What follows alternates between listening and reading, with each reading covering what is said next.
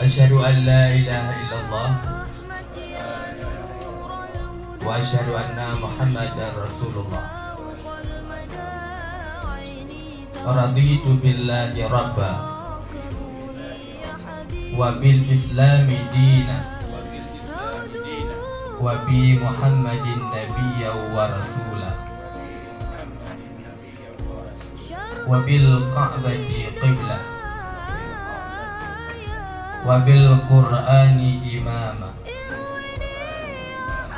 wa bil muslimina wal muslimati ikhwan. Bismillahirrahmanirrahim. Kami sebagai pengurus cabang periode 2021-2026 dengan penuh tanggung jawab dan atas kemauan sendiri dengan ini menyatakan: 1. Kami akan mendedikasikan diri untuk menyumbang tenaga dan pikiran untuk pengembangan organisasi Huda. Kami akan melaksanakan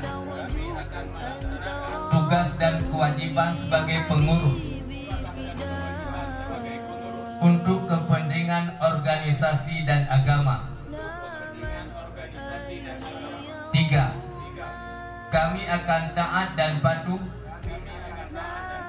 kepada anggaran dasar dan anggaran rumah tangga Huda.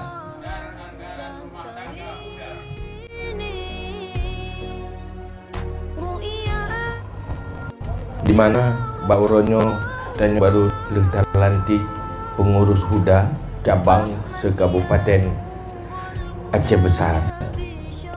Huda adalah organisasi berbasis ulama daya di seluruh Aceh yang secara keseluruhan memegang prinsip Ahlussunnah wal Jamaah dan umumnya semuanya bermazhab Syafi'i. Ya Habibi Fida.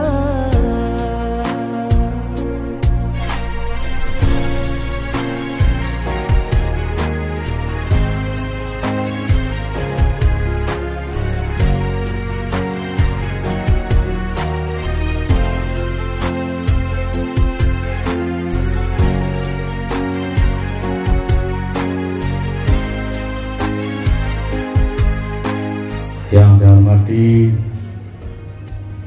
kedua Huda Jabatan dan jalannya.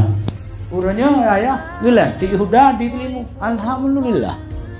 Huda merdeka, Udin merdeka. Insyaallah. Ya.